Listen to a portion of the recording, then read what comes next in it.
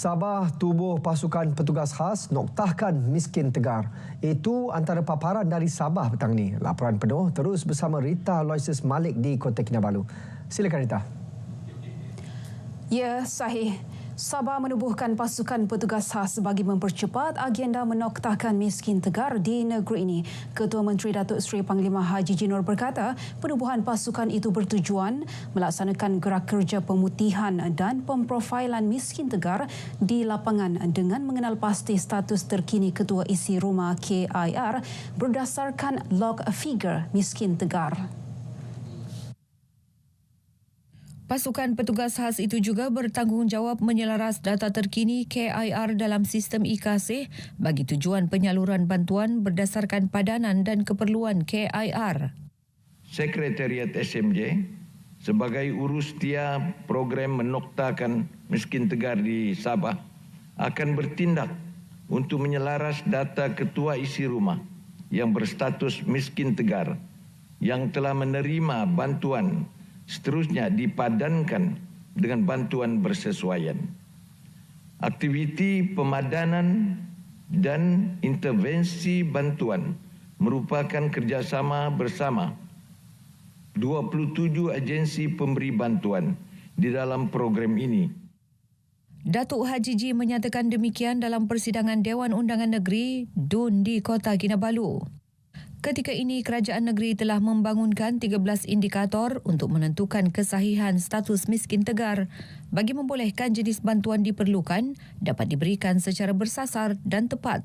Setakat 13 September 2023, terdapat 22,510 KIR dan 94,315 ahli isi rumah merupakan log figure dalam sistem e-Kasih bagi program menoktahkan miskin tegar di Sabah. Bagaimanapun, angka itu berubah kepada 5,379 KIR berstatus miskin tegar dengan penurunan sehingga 76.1% setakat 30 Jun 2024. Kerajaan komited memastikan pembinaan Lebuhraya Pen Borneo Fasa 1B dilaksanakan mengikut perancangan awal dengan melantik kontraktor bagi kesemua baki 19 pakej kerja pada tahun ini. Timbalan Ketua Menteri Datuk Shah Hilmi Yahya berkata, 4 kontraktor telah dilantik dan telah memulakan pembinaan sejak April lalu. Bagi 15 baki pakej kerja, ia kini dalam proses penilaian akhir tender prakelayakan terbuka. Kesemua pakej tersebut sudah siap dinilai tender dan telah dikemukakan kepada Kerajaan Persekutuan. Lembaga Perolehan Kementerian Kejaraan Malaysia telah bermesyuarat pada 3 Julai 2024 dan seterusnya akan mengemukakan ke Kementerian Kewangan Malaysia untuk memuktamadkan keputusan. Surat setuju terima kepada kontraktor yang berjaya dijangka akan dikeluarkan dalam suku ketiga tahun ini.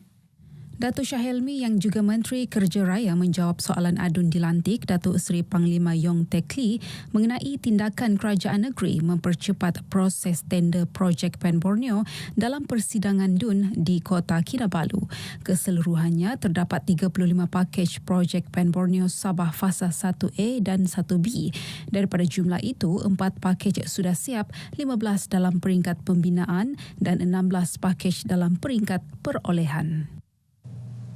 Sementara itu, Jabatan Hal Ehwal Anak Negeri Sabah telah diminta untuk mengenal pasti tugas dilaksanakan ketua adat dalam usaha memperkasa peranan mereka supaya dapat memberi perkhidmatan terbaik kepada masyarakat. Ini termasuk memastikan sama ada tugas dilaksanakan itu memerlukan penggubalan undang-undang atau keperluan menggubal semula tata cara pelantikan mereka. Kita sedang memastikan tugas-tugas yang dilaksanakan oleh ketua-ketua adat ini dan sama ada memerlukan perundangan ataupun menggubal semula tata cara pelantikan mereka. Datuk Dr. Joaquim yang juga Menteri Kerajaan Tempatan dan Perumahan menjawab soalan tambahan adun kebayan Janila Simbang dalam persidangan DUN Sabah. Terdahulu, Pembantu Menteri KKTP Datuk Muhammad Hamsan Awang Supain memberitahu setakat Jun 2024 sebanyak 6 program latihan telah dilaksana melibatkan 517 ketua adat membabitkan peruntukan RM370,000. Tahun lalu 14 program latihan telah berjaya dilaksanakan melibatkan 578 ketua adat melibatkan peruntukan RM200,000. Sementara itu, persidangan DUN dimaklumkan bahawa Hospital Queen Elizabeth II Kota Kinabalu masih menerima pesakit luar meskipun telah dinaik taraf sebagai pusat jantung negeri Sabah. Menteri Pembangunan Masyarakat dan Kesejahteraan Rakyat, Datuk James Ratib berkata, kerja-kerja naik taraf membabitkan peruntukan RM80 juta telah dilaksanakan. Ini termasuklah membesarkan unit kecemasan dan menaik taraf katil-katil pesakit jantung serta menambah kepakaran doktor. Sebab itu peruntukan sebanyak 80 juta itu kita gunakan untuk memperbesarkan kecemasan kita, penerimaan kecemasan kita dan menaik taraf katil-katil pesakit-pesakit jantung ini. Dan juga menambah kepakaran-kepakaran doktor-doktor. Mengenai penjenamaan HQE2 kepada Institut Jantung Sabah, Datuk James berkata penjenamaan itu akan berlaku sekiranya mempunyai bangunan khas Institut Jantung Sabah kelak.